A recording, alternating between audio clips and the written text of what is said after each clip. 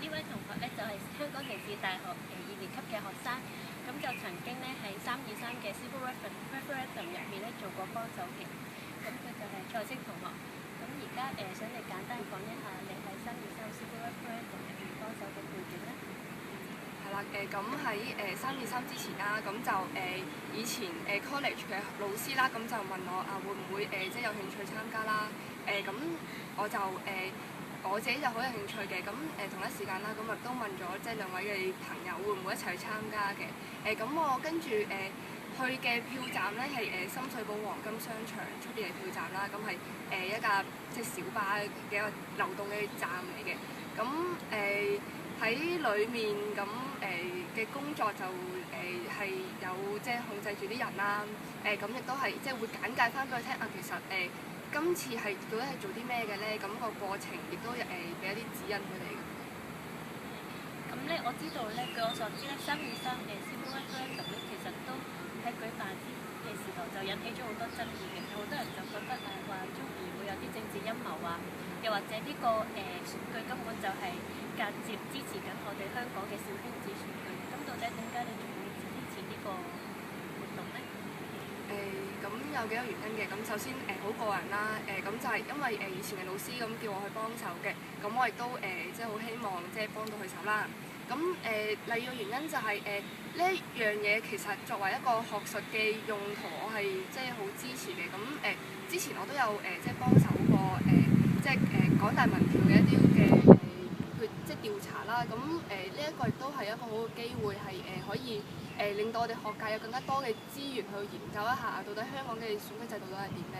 咁即係最後一個原因就會係覺得呢一樣嘢係即係作為一個市民，其實係要去做一樣嘢咯。即係縱使我哋係選舉唔到啦，我哋即係冇一個票啦，咁但係我哋可以從另外一啲途徑去反映我哋意見。咁所以我覺得呢樣嘢係好有意義，咁我就會去做咯。咁據我所知咧，喺舉辦呢個選舉嘅途中咧，咁你哋票站就遇到啲困難嘅喎，可唔可以簡單講一下係咩事？個問題就係個網絡嘅問題啦。咁我哋有啲即係手提平板電腦啦，咁但係到當時啦，咁其實個網絡好慢完之後咧，就直頭係連個網都上唔到啦。咁然之後我哋就需要去即係用另外啲方法啦去進行投票啦。咁同一時間亦都出邊有好多嘅市民喺度排緊隊，好長。啲人開始就覺得我係咪嘥咗時間啊？有啲鼓噪嘅問題出現，呢個係我哋面對到最大嘅問題。咁除咗呢樣之外咧，有冇喺幫手嘅過程入面遇到一啲特別深刻嘅事？特別深刻嘅會有即係兩個啦。咁第一個就係啱啱先所提到，其實有啲嘅意外出現咗啦。咁我哋要即刻就轉用一啲紙張去投票嘅。咁好多好熱心嘅市民會真係會俾一啲信封啊，俾一啲信紙我哋啊。咁我哋對於深水埗嘅地形熟悉啊，佢哋會帶路帶我哋去買紙啊、買信封啊等等嘅物資啦。咁呢一個係好深刻嘅，即係佢哋除咗係嚟投票之外，其實亦都係一種好身體力行嘅支持啦。咁另外一樣嘢深刻嘅就係我哋個票站閂嘅時候啦。咁佢哋係好喘氣啊！我見到佢哋喘晒氣啊，即係流晒汗啊，咁話我收個工喺邊度嚟嘅，咁不如俾我哋投埋票啦，係唔要我哋去俾個機會去投票嘅。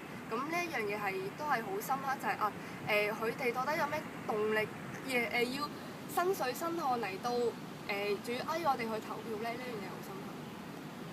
咁經過呢次幫手嘅活動結束之後啦，咁你覺得呢個選舉對香港作為一個公民嘅城市同公民社會同埋政治參與嘅角度有啲咩影響？又或者會唔會令你對香港市民改觀咧？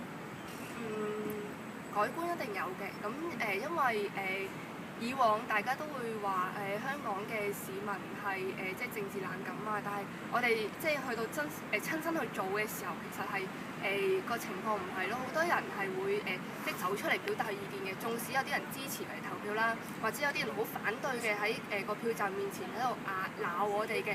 咁其實呢一個亦都係表現到佢哋其實係唔係政治冷感咯，佢哋好勇於去表達意見啦。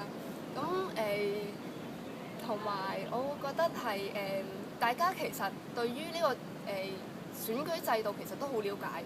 咁呢樣嘢係出乎我意料嘅。咁讀政治嘅時候會講選舉嘅制度啦。咁佢哋都好清楚嘅。我哋叫佢喺張紙度寫低你嘅投票嘅取向啦，咁寫低身份證嘅。咁跟住佢哋都會話：喂，其實咁樣唔符合選舉嘅原則㗎喎，應該不記名投票㗎喎。咁可以睇得出其實我哋讀政治就會知啫，咁原來佢哋都會知㗎喎。咁佢哋都好盡力去保護自己嘅權利啊，運用佢哋自己嘅權利。咁最後一條問題啦，就係、本身咧香港大學民研計劃咧就舉辦呢次活動係為咗其中一個目的咧係為咗測試電子投票嘅可行性。咁經過今次活動之後，如果第日啦香港真係有機會電子投票同埋實體票站一齊用啦，咁你到時會比較偏向用邊一種方法去投票咧？我個人就會傾向我真係親身走去票站度投票，就唔用呢個電子嘅方式。咁我自己覺得我有時間，咁不如親身落去啦。咁另外第二就係、我對於呢個電子投票其實冇乜信心，好似用住一張實體嘅票，好似安全感大啲。咁所以我會即係親身走去投票。咁好啦，今次訪問就結束啦，唔該晒。